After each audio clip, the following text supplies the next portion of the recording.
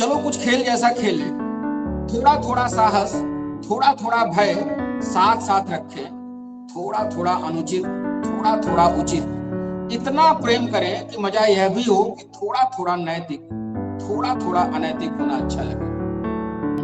मैं ही वह पत्थर का टुकड़ा हूं जो पृथ्वी की आग में तप कर कुंद जैसा चमक रहा है। मैं उस अंतिम आदमी की अंतिम जिज्ञासा हूं कि आखिर हम पर इतनी कविताएं लिखी जाने के बावजूद हालात में बदलाव क्यों नहीं है।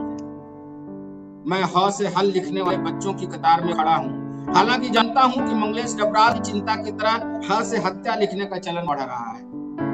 मैं बिना भुलावा दिए ऐसी दुनिया के निर्माण में लगा हूं जहां कम से कम भूख से न मरे। मैं पंडित भीमसेन जोशी के उदात्त गायन की तरह इस दुनिया को सुंदर बनाने में लगा हूं। मैं कवि। हम उतना समझते हैं जितना समझना जरूरी है। हमें उतना पता है जितना समझदार होने के लिए काफी है।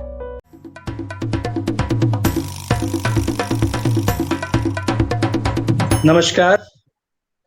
देशज के खास आयोजन पुतली में संसार में आज हमारे साथ मौजूद हैं हिंदी के विशिष्ट कवि श्री महेश आलोक। मैं उनका हार्दिक स्वागत करता हूं, अभिनंदन करता हूं। वे देशज के इस आयोजन में अपनी कविता पाठ करेंगे और इस बाबत उन्होंने हम लोगों का आग्रह स्वीकार किया। बहुत स्वागत है महेश आलोक जी। आज के हमारे कवि श्री महेश आलोक की उच्च शिक्षा जेएनयू से हुई है। 1990 में हिंदी के सुप्रसिद्ध कवि केदारनाथ सिंह ने कविता दशक नाम से एक काव्य संग्रह प्रकाशित किया था, संपादित किया था। केदार जी ने महेश आलोक की कविताएं कविता दशक में शामिल की थी। राधा कृष्ण प्रकाशन से उनका एक कविता संग्रह चलो कुछ खेल जैसा खेलें प्रकाशित हुआ।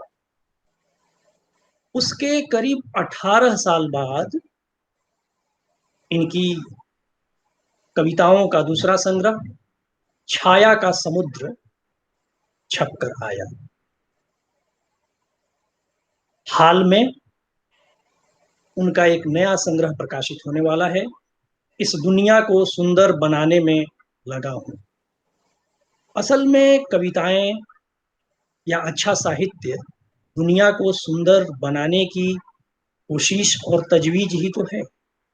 तो मैं हार्दिक स्वागत करता हूं आज के कवि श्री महेश आलोक का और उनसे आग्रह करता हूं कि पुतली में संसार के लिए अपनी कविताएं पढ़ें। श्री महेश आलोक। मैं देशज के श्रोताओं दर्शकों को ये बताऊं कि इनकी कविताओं के लिए इन्हें कई पुरस्कारों सम्मानों से सम्मानित किया जा चुका है और अंग्रेजी, उर्दू, बांग्ला, मराठी में इनकी कविताएं अनुदित भी हुई है। तो मैं इस संक्षिप्त भूमिका के साथ आज के कवि श्री महेश आलोक को आमंत्रित करता हूं कि वे अपनी कविता पाठ करें। श्री महेश आलोक। धन्यवाद राजीव जी। देशज का मैं बहुत ही आभारी हूँ कि उन्होंने मुझे काव्य पाठ के लिए बुलाया। मैं अपने दोनों संग्रहों से कुछ कविताएं और उसके बाद कुछ ताजा कविताएं इधर की मैं पढ़ूंगा। सबसे पहले एक कविता जो मुझे बहुत प्रिय है, मैं उसी से शुरू करता हूं। इस कविता की भूमिका मैं नहीं बताऊंगा, कविता पढ़ते ही आपको समझ में आ जाएगा कि ये किस संदर्भ में लिखी गई है। मैं शुरू करता हूं। कविता का शीर्षक है किसी दिन पत्थरों की सभा हो। किसी दिन पत्थरों की सभा होगी और वे किसी भी पूजा घर में बैठने से इनकार कर देंगे। किसी दिन पत्थरों की सभा होगी और वे किसी भी पूजा घर में बैठने से इनकार कर देंगे। वे उठेंगे और प्राण प्रतिष्ठा के तमाम मंत्र भाग जाएंगे कंदराओं में। वह पूरा दृश्य देखने लायक होगा, जबकि मंत्रों के चीखने चिल्लाने या कि मित्र मंत्रों के घातक प्रयोगों की धमकी का असर उन पर नहीं हो। वे अपनी सरकार से मांग करेंगे कि उस दिन को राष्ट्रीय पर्व घोषित किया जाए। वे दुनिया भर की मूर्तियों को पत्र लिखेंगे कि अगर सुरक्षित रहना है तो लौट जाए कलाकारों के आदिम मन में। वे दुनिया भर की मूर्तियों को पत्र लिखेंगे कि अगर सुरक्षित रहना है तो लौट जाए कलाकारों के आदिम मन में। और वह हमारे लिए कितना शर्मनाक दिन होगा जब मलबे से तमाम पत्थर जुलूस की तरह निकलेंगे और बरस पड़ेंगे ईश्वर पर। दूसरी कविता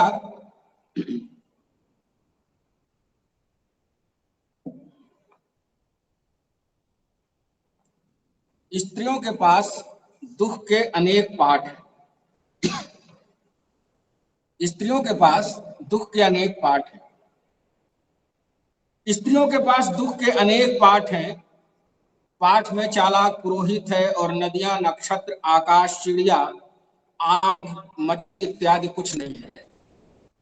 स्त्रियां अगर इस तथ्य से चकित नहीं है तो इसमें चिड़िया, आग, मछली इत्यादि का कोई कसूर नहीं है, इस पर लगभग सभी सहमत हैं। इस पर भी लगभग सभी सहमत हैं कि दुख के वास्तविक पाठ पर वास्तविक विमर्श स्त्रियां शुरू नहीं करेंगी। हो सकता है ईश्वर शुरू करे, उसकी सराय में रहने वाले पुरोहित शुरू करे, वह अंगूठी शुरू करे जो किसी मछली के पेट में जाते जाते बच गई है। किसी दूसरे ग्रह की दूसरी स्त्रियां अगर इस विमर्श में साझेदार हैं तो उनकी आंख, कान, नाक, टखने इत्यादि हमारी स्त्रियों जैसी नहीं होनी चाहिए, इतना लगभग तय है। वहां पाठ का दुख है, संताप है। वहां सड़कों और सपनों और स्मृतियों का वजन पलकों से उठाने का रिवाज नहीं है।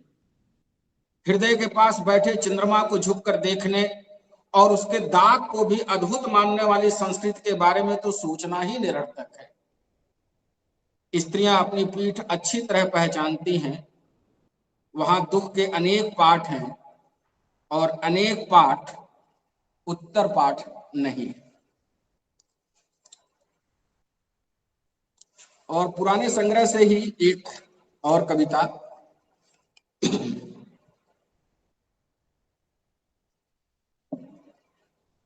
बहुत सीधी सरल कविता। एक अच्छा दिन बिताना मुश्किल है। एक अच्छा दिन बिताना मुश्किल है। हम दुखी न हो एक दिन, किसी को किसी पर गुस्सा ना आए, प्यार ही प्यार दिखे सब तरफ। एक अच्छा दिन बिताना मुश्किल है। हम दुखी न हो एक दिन, किसी को किसी पर गुस्सा ना आए, प्यार ही प्यार दिखे सब तरफ। भय और झूठ कतई परेशान न करें हमारी आत्मा को। कुछ ऐसा हो कि ईश्वर भूख से मरे एक दिन। कुछ ऐसा हो कि ईश्वर भूख से मरे एक दिन, शायद पृथ्वी पर न पनपे फिर यह असाध्य रोग। कुछ ऐसा हो कि ईश्वर भूख से मरे एक दिन, शायद पृथ्वी पर न पनपे फिर यह असाध्य रोग। युद्ध और धर्म की पुरानी किताब चली जाए ईश्वर के साथ। इतनी छोटी सी इच्छा कि बस एक दिन शांति हो जीवन में। किसी रेखा को बड़ा करने का तरीका यह न हो कि कोई रेखा मिटा दी जाए दृश्य से। कोई मुकुट सिर की उम्र से ज्यादा कीमती न हो। कोई संग्रहालय यह घोषणा करे कि पैर ज्यादा कीमती हैं किसी प्राचीन जूते से।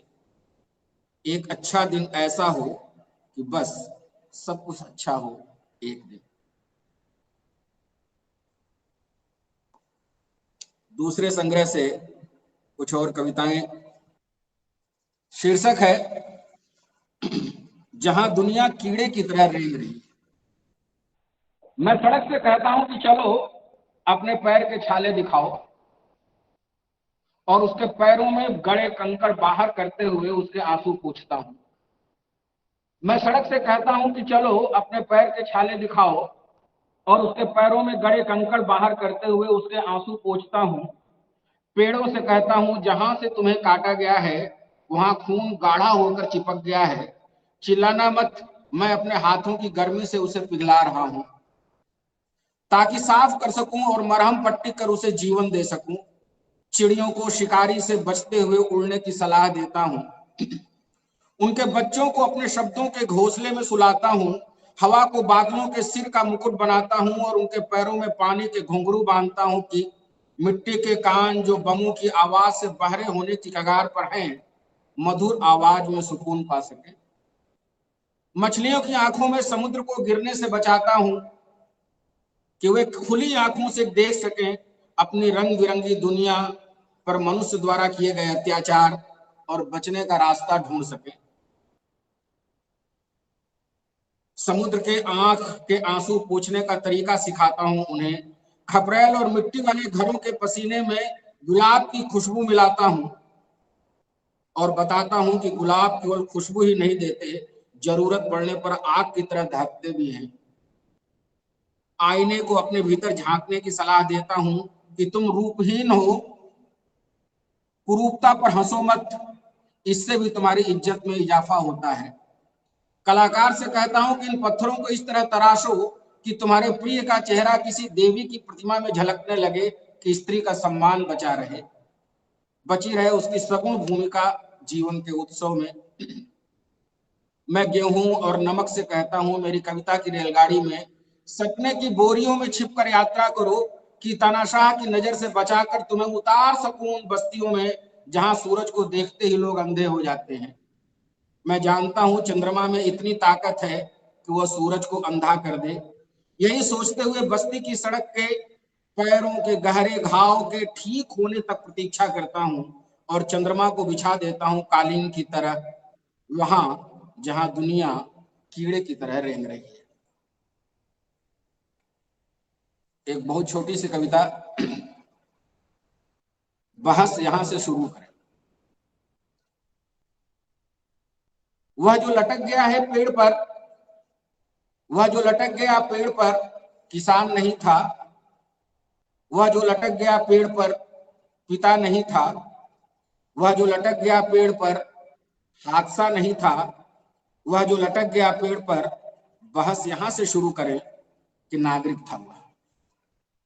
मैं बनारस का हूं।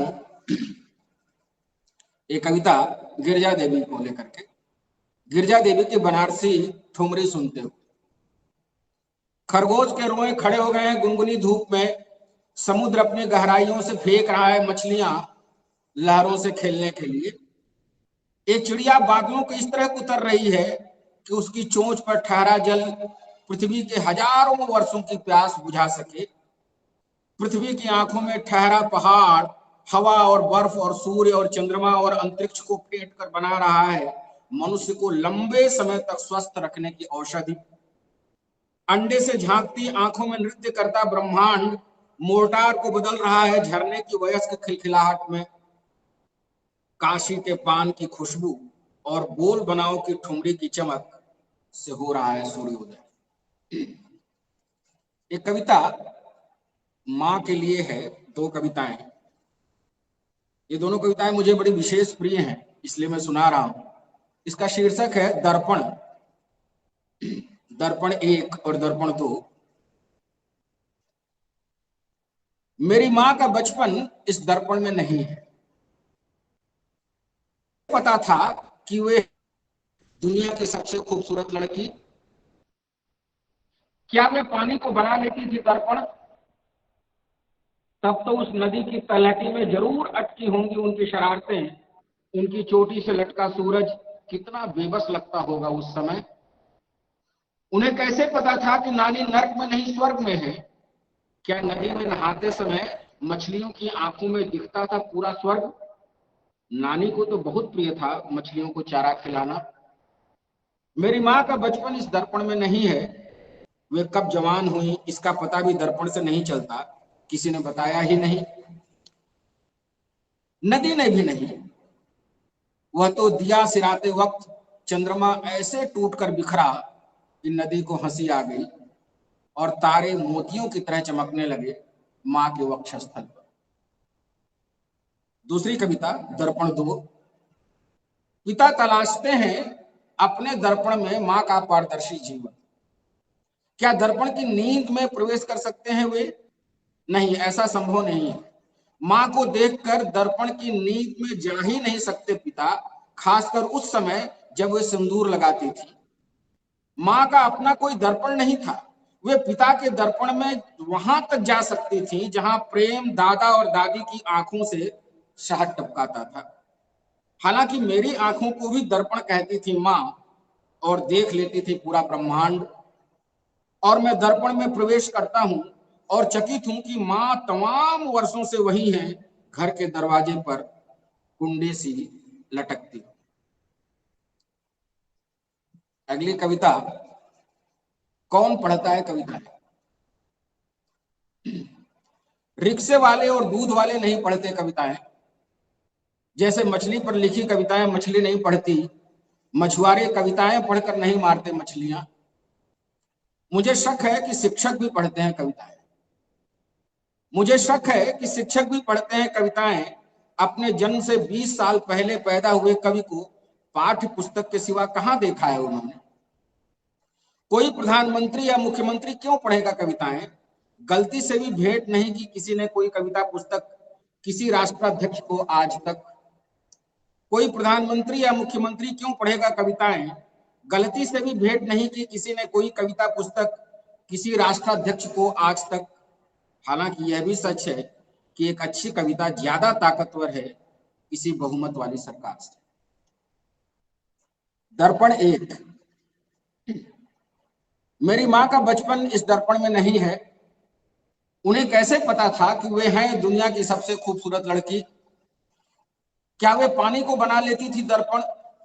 तब तो उस नदी की तलहटी में जरूर अटकी होंगी उनकी शरारतें। उनकी चोटी से लटका सूरज कितना बेबस लगता होगा उस समय। उन्हें कैसे पता था कि नानी नर्क में नहीं स्वर्ग में है? क्या नदी में नहाते समय मछलियों की आंखों में दिखता था पूरा स्वर्ग? नानी को तो बहुत प्रिय था मछलियों को चारा खिलाना। मेरी माँ का बचपन इस दर्पण में नहीं है। वे कब जवान हुई इसका पता भी दर्पण से नहीं चलता, किसी ने बताया ही नहीं, नदी ने भी नहीं। वह तो दिया सिराते वक्त चंद्रमा ऐसे टूटकर बिखरा कि नदी को हंसी आ गई और तारे मोतियों की तरह चमकने लगे माँ के वक्षस्थल पर। ये कविता हत्या, ये भ्रूण हत्या के संदर्भ में है। और मैंने जितनी कविताएं लिखी हैं, शायद इस कविता को पढ़ते हुए मैं जब जब पढ़ता हूं तो खुद ही हमारे आंख में आंसू आ जाते हैं। सुनिएगा, हत्या, भ्रूण हत्या के संदर्भ। और एक कैंची मुझे काट रही है, मेरी आवाज नहीं सुनता कोई ईश्वर। और एक कैंची मुझे काट रही है, मेरी आवाज नहीं सुनता कोई ईश्वर। मैं भागना चाहती हूं तितलियों के स्वप्न और उम्मीद में। गर्भ से ठीक पहले मिट्टी को आकार देते कुम्हार की आत्मा में लौट जाना चाहती हूं मैं। उस कोने में थोड़ी सी जगह है, शायद वहां न पहुंचे कोई औजार। लो काट दिए उसने मेरे हाथ, अब कैसे पकड़ूंगी माँ के स्तन दूध पीने के लिए। मत काटना मेरा गला, मैं रो नहीं पाऊंगी। मत काटना गला, मैं रो नहीं पाऊंगी। कैसे कर पाऊंगी रियाज, लता मंगेशकर बनना है मुझे। माँ मेरे गले में कोयल है, सारंगी है, सांसों में बजती हुई। माँ मेरे गले में कोयल है, सारंगी है, सांसों में बसती हुई। सूरज और चंद्रमा एक साथ सोते हैं मेरे साथ। माँ रोक लो उसे, वह हत्यारा है। माँ अब मैं नहीं मारूंगी पेट पर लात। अच्छा माँ, दादी को चरण स्पर्श, अलविदा। उस्ताद बिस्मिल्लाह खां की मृत्यु पर दो संगीत से संबंधित हस्तियों, हमको लगा कि इन कविताओं का भी पाठ करना चाहिए। इन कविताओं का पाठ, इन कविताओं को पढ़ने का मौका नहीं मिलता, जबकि ये किसी भी कवि के, हमारे लिए तो खासकर बहुत ही नजदीक में है। बिस्मिल्लाह खां हमारे बहुत नजदीक रहे हैं, हमने खूब सुना है उन्हें। उस्ताद बिस्मिल्लाह खां की मृत्यु पर अब गंगा की लहरों में सूरज भैरवी सुनकर स्नान नहीं करता, लहरों पर तैरने वाले सोने के छल्ले जो बनारस की उंगली में सुंदरता की मिसाल थे, पीले पड़ गए हैं। पर्दों के पीछे की दीवारों को काट मार गया है। आकाश जो पालथी मारे बैठा रहता था जमीन पर, जैसे उसका सुहाग ही चला गया हो उसे असमय छोड़कर। खिड़की पर बैठी कोयल जो अपनी आवाज की मिठास के लिए रोज सुबह करती थी रियाज खां साहब के साथ अपनी आत्मा में, किसी ने देखा ही नहीं कहां चली गई वह, यह शहर छोड़कर।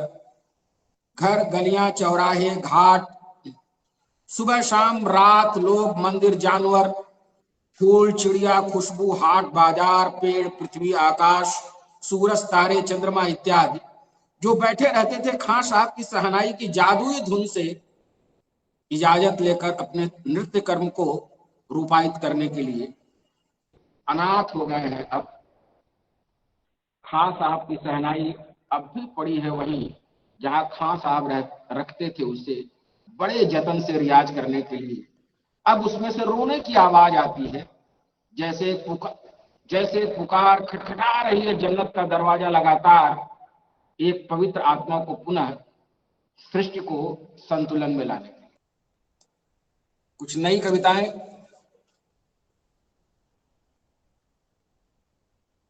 Post card.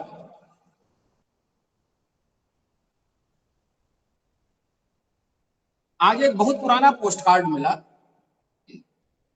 मुझे याद ही नहीं कि मैंने उसे पढ़ा था या नहीं, मगर मैं चाहता हूं कि यह प्रदर्शित करूं कि मैंने उसे पढ़ा है और उस पर चिपकी हुई गांधी की डाक टिकट को मैंने ही सावधानी से निकाला था, जिस पर डाक विभाग की मुहर गलती से लगने से रह गई थी। 26 वर्ष पुराना यह पोस्ट कार्ड मेरे पहले प्रेम की तरह इतना जीवित लग रहा है जैसे खरगोश का नवजात बच्चा सांस लेते हुए अपनी पूरी मुलायमियत में बहुत आहिस्ता से उछलता है। आज के इलेक्ट्रॉनिक समय में जब चिट्ठियां किसी उजड़े हुए महल के अंतिम अवशेष की तरह हो गई हैं, मैं इस पोस्टकार्ड को खुदाई में पाए गए सोने के अनमोल खजाने की तरह देखता हूं और इतना खुश होता हूं जितना आम तौर पर खुशी को दिखावे के लिए प्रदर्शित करते समय नहीं होता हूं। मैं चकित हूं कि पोस्टकार्ड से आती खुशबू आज भी अपनी तमाम टूट फूट के बावजूद इस तरह कमरे को सम्मोहित कर रही है जैसे कमरे के आकाश में इस कोने से दूसरे कोने तक प्रेम के पारदर्शी शरीर की सतरंगी आभा का इंद्रधनुष बन गया हो। मैं पोस्टकार्ड को पढ़ता हूं और लगता है शब्दों की दीवार की दूसरी तरफ कोई कान लगाकर सुन रहा है कि मैं पोस्टकार्ड को ईमानदारी से पढ़ रहा हूं कि नहीं। मुझे बिल्कुल याद नहीं कि मैंने इस पोस्टकार्ड का उत्तर दिया था या नहीं दिया था, लेकिन महसूस कर रहा हूं कि मेरे घर के सामने जो नदी है उस पर पैदल चलते हुए कोई आ रहा है। कोई आ रहा है अपने हाथ में पूर्णिमा का चांद लिए मेरे घर की चौखट पर धरना देने के लिए। कोई आ रहा है अपने हाथ में पूर्णिमा का चांद लिए मेरे घर की चौखट पर धरना देने के लिए।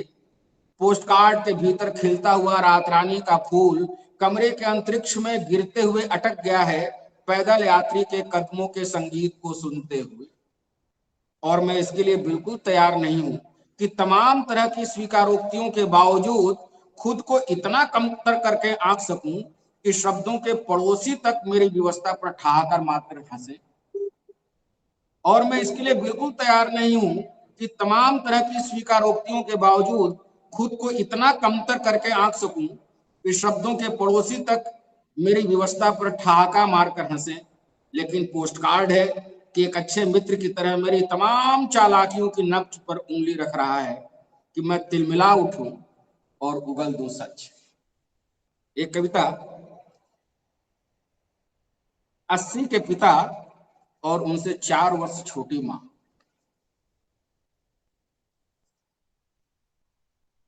दोनों को गठिया है और 20 कदम चलने में भी 20 मिनट लगते हैं उन्हें। मां के पास बस एक ही काम है, सुबह 6 बजे से 11 बजे तक विभिन्न धार्मिक चैनल्स को सुनना, और सुनना भी क्या, थोड़ी देर बाद ही उनकी आंख लग जाती है और लेने लगती हैं खर्राटे। लेकिन मजाल है कि पिताजी चैनल बदल दें। जैसे ही चैनल बदलता है वे बड़बड़ाने लगती हैं, इन्हें तो मेरा इस उम्र में भजन कीर्तन सुनना भी अच्छा नहीं लगता। जैसे ही चैनल बदलता है वे बड़बड़ाने लगती हैं, इन्हें तो मेरा इस उम्र में भजन कीर्तन सुनना भी अच्छा नहीं लगता। बैठ के पलंग तोड़ रहे हैं और नल से पानी टपक रहा है। उसे ठीक करवाने का समय नहीं है, न लड़का सुनता है न बाप। वे उन्हें चुपचाप बैठे नहीं देख सकते, इतना काम पड़ा है, कौन करे। इसके पास है 80 साल, इसे लगता है अभी भी 25 साल का जवान हो। वे बड़बड़ाते हैं और अखबार लेकर बालकनी में बैठ जाते हैं। वहां धूप आ रही है, बीमार पड़ जाइएगा, वे तेज आवाज में बोलती हैं। और पिताजी ऐसे प्रतिक्रिया देते हैं जैसे सुना ही नहीं। वे मन ही मन खुश होते हैं कि बस एक यही तो है जो मेरी इतनी चिंता करती है। फिर कान से सुनने वाली मशीन हटाकर बोलते हैं, अब मुझसे नहीं होता यह सब, इसके चिल्लाने से तो मैं तंग आ गया हूं, इसी की वजह से मुझे गठिया हुआ है, तो क्या मैं ठीक करूं। और दोनों फिर झगड़ने लगते हैं। अचानक में चिल्लाती हैं कि अरे मेरा पैर। और पिताजी बोलते हैं 50 बार कहा है कि झटके से मत उतरो। और पिताजी उनका पैर उठाकर बिस्तर पर रख देते हैं और धीरे धीरे दबाने लगते हैं। वे मन ही मन प्रसन्न होती हैं और चुपचाप उनका हाथ झटकते हुए कहती हैं, चलिए हटिए, पाप लगाएंगे क्या। हालांकि दोनों अब अलग अलग कमरे में सोते हैं, लेकिन मजाल क्या है कि माँ को रात में छींक भी आ जाए तो पिता हड़बड़ा कर पहुंच जाते हैं माँ के पास और पूछते हैं, महेश की माँ, तुम ठीक तो हो ना, कुछ हुआ तो नहीं। अगली कविता का शीर्षक है प्यार। हमारा प्यार पानी से ज्यादा पतला और पारदर्शी था। हमारा प्यार पानी से ज्यादा पतला और पारदर्शी था और बौछार में गिरता था हमारे ऊपर, हम निमग्न भीगते थे। हमें विश्वास था कि इस बौछार से हमारा दिल और दिमाग दोनों कोने अतरे तक साफ रहेगा। हमारा प्यार गति नापने वाली चिकनी सड़क की तरह था। हमारा प्यार गति नापने वाली चिकनी सड़क की तरह था, जिस पर फिसलते हुए हम कतई नहीं सोचते थे कि हमने कितनी दूरी तय की। हमारे प्यार में मंदिर वाली पवित्रता नहीं थी।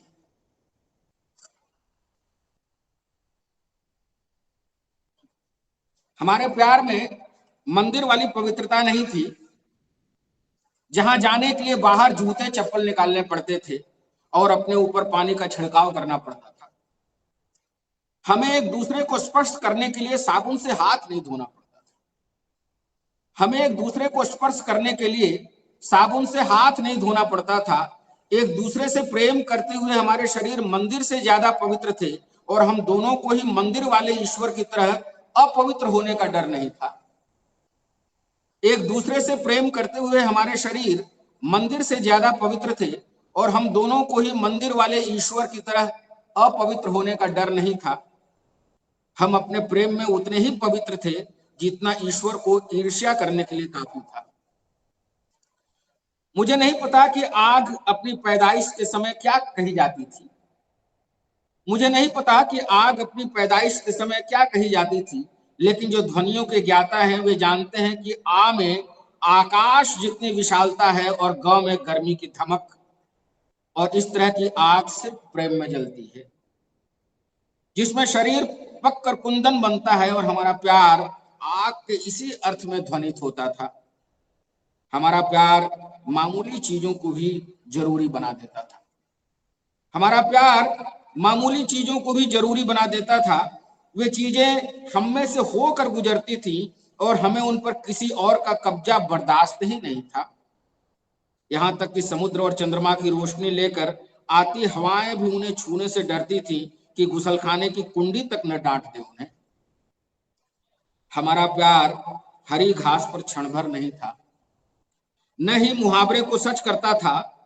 हमारा प्यार हरी घास पर क्षण भर नहीं था, न ही इस मुहावरे को सच करता था कि सावन के अंधे को हर तरफ हरा हरा सूझता है।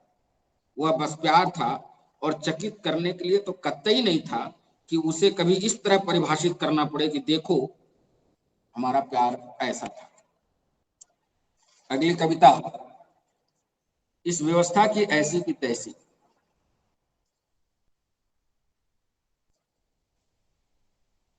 पिछली बार लॉकडाउन में, जब कोरोना काल में लॉकडाउन में एक बहुत ही दारुण दृश्य उपस्थित हुआ था। आगरा में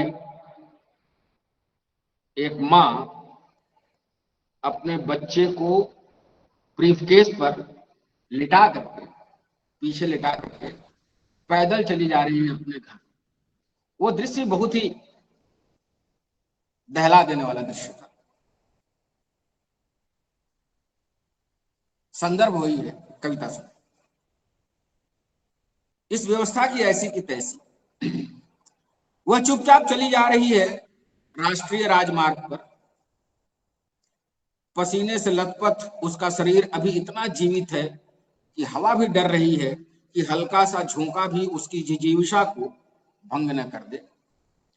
वह चुपचाप चली जा रही है राष्ट्रीय राजमार्ग पर। पसीने से लथपथ उसका शरीर अभी इतना जीवित है कि हवा भी डर रही है कि हल्का सा झोंका भी उसकी जिजीविषा को भंग न कर दे। हवा का शरीर भी ढीला पड़ गया है। वह लगभग निर्लिप्त हो गई है। उसे भूख नहीं लगती, बच्चे को लगती है। पैरों के छालों से उसे दुख नहीं होता, बच्चा कराहता है। और तभी सड़क के हृदय के दरकने की आवाज आती है, जिसकी गूंज से हमारे समय में लिखी गई तमाम कविताओं की धज्जियां उड़ जाती हैं। बच्चे को अपने ब्रीफकेस पर लटकाए वह ढो रही है उसे एक वस्तु की तरह। इस चिलचिलाती धूप में आकाश को छाते की तरह टांगे हुए वह चुपचाप चली जा रही है राष्ट्रीय राजमार्ग पर। कितनी सांसें छोड़ी और ली उसने अपने घर पहुंचने में, इसकी गिनती ईश्वर के पास भी नहीं है। रोशनी के अंतिम किरण तक वो अपनी सांसें ले रही है और छोड़ रही है। मैं उस स्त्री में अपनी मां की छवि देखता हूं और निर्लिप्त नहीं रह पाता हूं। मैं गुस्से से चिल्लाना चाहता हूं, इस व्यवस्था की ऐसी की तैसी, पर चिल्ला नहीं पाता हूं। ब्रीफकेस पर पेट के बल लेटा हुआ बच्चा जाग न जाए, इसलिए चुप रहता हूं। दादी दादी ने बताया कि तुम्हारे दादा अक्सर सपने में आते हैं और खूब बतियाते हैं। दादी ने बताया कि तुम्हारे दादा अक्सर सपने में आते हैं और खूब बतियाते हैं। यह दादी का सपना था, इसलिए मैं चकित नहीं था। मैंने मजाक में कहा कि दादी, दादा सपने में प्रेम तो नहीं करते? तो वे शर्माने के साथ साथ झिझकते हुए बोली, चल हट, दादी से ठिठोली करता है। मैं जानता हूं कि दादी दादा से इतना प्रेम करती थी कि उनके प्रेम की सघनता को बताने के लिए किसी बिंब की रचना करना उनके प्रेम के महत्व को छोटा करके आंकना है। दादा के अंतिम समय में वे दादा के पास नहीं थी और कई 100 किलोमीटर दूर अपने बेटे के पास एक सुबह चिल्लाकर बोली कि बेटा दरवाजा खोलो, तुम्हारे पिताजी आवाज दे रहे हैं। और उसके कुछ ही पल बाद सूचना आई कि दादा नहीं रहे। इस घटना को दादी अपने अंतिम समय तक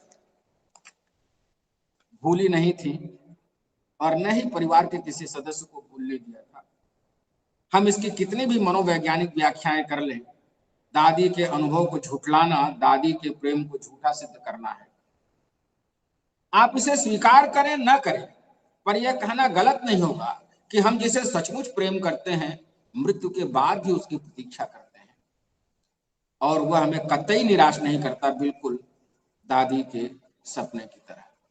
कविता जो अगला संग्रह आ रहा है उसका शीर्षक भी यही है। उस कविता को मैं पढ़ रहा हूं। मैं इस दुनिया को सुंदर बनाने में लगा हूं।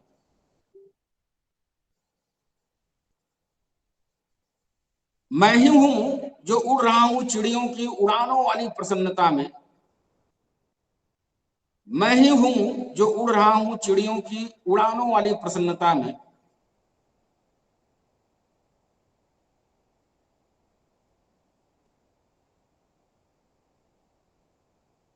जितना उसकी सेहत के लिए है। मैं जो सूरज में आग की तरह जिंदा हूं। मैं चंद्रमा की चमक को अपने चेहरे की चमक से तौल। मैं तारों को नानी कहानियां नहीं सुनाता हूं ताकि वे सोने से बच सके। मैं पहाड़ की सबसे ऊंची चोटी हूं जिस पर देश को ईश्वर से ज्यादा गर्व करने की सीख देता हूं। मैं बादलों के गाल पर समुद्र के चुंबन की तरह चमकता हूँ। मैं बच्चों की पाठशालाओं में अक्षर ज्ञान का कहरा हूँ। मैं सतह की तरह बहरा नहीं हूँ, मैं उतना गहरा हूँ जितना पृथ्वी की आग तक पहुंचने के लिए जरूरी है। मैं महेश का पौराणिक अर्थ नहीं हूँ, हालांकि बंदूक को अंतिम सत्य समझने वालों के लिए प्रलय हूँ। मैं ही वह पत्थर का टुकड़ा हूँ जो पृथ्वी की आग में तप कर कुंदन जैसा चमक रहा है। मैं उस अंतिम आदमी की अंतिम जिज्ञासा हूं कि आखिर हम पर इतनी कविताएं लिखी जाने के बावजूद हालात में बदलाव क्यों नहीं है। मैं ह से हल लिखने वाले बच्चों की कतार में खड़ा हूं, हालांकि जानता हूं कि मंगलेश डबराल की चिंता की तरह ह से हत्या लिखने का चलन बढ़ रहा है, जो सचमुच में घटित हो रहा है एक मुद्दा गणतंत्र में, जिसका राजा अंधा, गुलाम और विक्षिप्त है। मैं हल में उम्मीद की अंतिम किरण की तरह जिंदा हूं। मैं खेतों में किसान की आत्मा की पाठशाला हूँ। मैं मछुआरों के गीतों में समुद्र की मुस्कुराहट हूँ। मछुआरिन के नृत्य में मछलियों की पीड़ा का भाष्य हूँ। मछुआरों की भूख और मछलियों के दर्द के मध्य समय की तरह जीवित हूँ, और यह भी कि खुद को परिभाषित नहीं कर पा रहा हूँ। मैं जानता हूँ कि अतिथि का वही अर्थ अब नहीं है जो मेरे दादा के समय था। फिर भी मैं किवाड़ की खटखटाहट में बिन बुलाए मेहमान के लिए दादाजी की प्रसन्नता वाली चाल का अनुवाद हूँ। मैं जैविक खाद हूँ जो इस समय लगातार होती जाती बंजर जमीन को उर्वरा बनाने की कामना से मिट्टी में प्राण फूंकने में लगा है। रागों में मेघ मल्हार हूँ कि बादलों को मस्त होकर बरसने को मजबूर कर सकूं। मैं कुम्हार के हाथों की कला हूँ कि कच्ची मिट्टी को सही आकार में ढाल सकूं। उस नाविक का पतवार हूँ, उस नाविक का पतवार हूं जो मझधार से बाहर निकलने की कोशिश में लगा है, उसका विश्वास हूं। मैं वह वृक्ष हूं जो मधुमक्खियों और चिड़ियों को अपनी निगरानी में पूरी स्वतंत्रता का अवसर प्रदान करता है। मैं भरसक कोशिश करता हूं कि उसके लिए सुरक्षा कवच बन सकूं। मैं बिना भुलावा दिए ऐसी दुनिया के निर्माण में लगा हूं जहां कम से कम भूख से न मरे कोई। मैं पंडित भीमसेन जोशी के उदात्त गायन की तरह इस दुनिया को सुंदर बनाने में लगा हूं। मैं कवि उस्ताद जाकिर हुसैन खां का एकल तबला वादन सुनते हुए, और यह रहा उठान, देखो देखो सोचते पहाड़ की सी गंभीरता, अनार फूट रहे अंगुलियों से, नहीं नहीं हिरनी की टेढ़ी मेढ़ी चाल और उछाल है उसमें। और लो आकाश और पृथ्वी की छेड़छाड़ भी दिखा दी हजरत ने। अजीब सन की आदमी है, पूरा प्रेक्षागृह 3 टुकड़ों में बांट दिया, लेकिन भाई मजा आ गया। अब तो आनंद ही दूसरा है, अंगूर के दाने की तरह झमझमा कर बरस रहे पानी में नहाने का। और यह जो बिजली कड़की है, और लो आखिर गिर ही गई, लेकिन कमाल है कुछ नष्ट नहीं हुआ। हमारे चेहरे थोड़ा ज्यादा चमकदार हो गए हैं। मैंने गौर किया, हवा पालथी मारे बैठी है मेरे बगल में और झूम रही है। उसमें झूमता हुआ सूरज इतना पवित्र है जैसे तबले पर थिरकती हुई अंगुलियां पूरब की दिशा हों। मैंने हवा को थोड़ा खुद कियाया, और हवा में मेरी अंगुलियां महक में डूब गई। हवा में सूरज की महक तबले की ठनक जैसी लग रही है, और पानी का एक रेला गुजर गया ऊपर से मुस्कुराकर कि एक घोड़ा पूरे कायदे से निकला और सरपट भाग गया क्षितिज में। सांस में घोड़े के टप टप की आवाज एक लय में बज रही है। और सचमुच कहीं चमत्कार है तो यही है, मेरे अंदर बर्फ की तरह जमा हुआ पहाड़ पिघल रहा है। कविता चलो कुछ खेल जैसा खेलें, चलो कुछ खेल जैसा खेलें, थोड़ा थोड़ा साहस, थोड़ा थोड़ा भय साथ साथ रखें, थोड़ा थोड़ा अनुचित, थोड़ा थोड़ा उचित, इतना प्रेम करें कि मजा यह भी हो कि थोड़ा थोड़ा नैतिक, थोड़ा थोड़ा अनैतिक होना अच्छा लगे। थोड़ी थोड़ी सड़कें, थोड़ी थोड़ी खिड़कियां देह की अंतिम कला में खोलें। थोड़ी थोड़ी मृत्यु, थोड़ा थोड़ा जीवन प्रेम के भीतर रखने का काम भी गलत नहीं लगेगा ऐसे समय। इस कठिन समय में चलो कुछ खेल जैसा खेलें। अगली कविता, लाइब्रेरी में किसी की प्रतीक्षा। हम आते हैं, प्रतीक्षा करते हैं, हम बैठते हैं, प्रतीक्षा करते हैं, प्रतीक्षा की चोर चाल में आते हैं, बैठते हैं हम प्रतीक्षा करते हैं, बैठते हैं कुर्सी की नींद में प्रतीक्षा करती लकड़ी की आग में बैठते हैं हम। पत्रिकाओं में चाय बेचती लड़की से मारते हैं गप्पे और अंत में न चाहते हुए भी मांग लेते हैं उससे एक प्याली चाय। किसी पृष्ठ पर धीमी गति से सुबह सुबह दौड़ती लड़की के जूतों से करते हैं मिलान अपने जूतों का और प्रतीक्षा करते हैं। और इस समय यह सोचना गलत नहीं लगता कि लाइब्रेरी में होना चाहिए अलग से एक शानदार कमरा कि पलंग पर सोकर की जा सके प्रतीक्षा, कि स्क्रीन हो अलग से जिस पर चले कोई बेहतर फिल्म प्रतीक्षा की। हम प्रतीक्षा करते हैं इसलिए जिंदा है। एक छद्म बुद्धिजीवी का गीत। हम उतना समझते हैं जितना समझना जरूरी है। हमें उतना पता है जितना समझदार होने के लिए काफी है। विरोधी को कितनी समझ से परास्त करना है हमें पता है। हमें पता है मुंह की खाने पर झेप मिटाने की कला। हमें मालूम है कि हमें सब कुछ मालूम है। हम समझते हैं कि हम सब कुछ समझते हैं। हमें पता है कि हमें सब कुछ पता है। और मैं अंतिम बार कहता हूं कि हमें सब मालूम है और हम सब समझते हैं। धन्यवाद। बहुत बहुत शुक्रिया सर। हम लोगों ने आपकी कविताओं के जरिए आपके सरोकार, आपकी चिंताएं, आपके विचार और आपके द्वारा दिखे गए दृश्य, जिसमें कई तो बहुत ही कोमल है और कई बहुत सूक्ष्म तरीके से देखा गया है। दादी के साथ ठिठोली, माता और पिता के बुढ़ापे के दौरान भी उनके बीच उग कर पेड़ जैसा बना हुआ प्यार, या जाकिर हुसैन साहब की तबला बजाने के जरिए जो आपने दृश्य रचा, या आपने देखा गिरिजा देवी के गीत के जरिए, या उस्ताद बिस्मिल्लाह खान को आपने दिखाया। बहुत बहुत शुक्रिया देशज की तरफ से। बहुत आभार। बहुत शुक्रिया सर।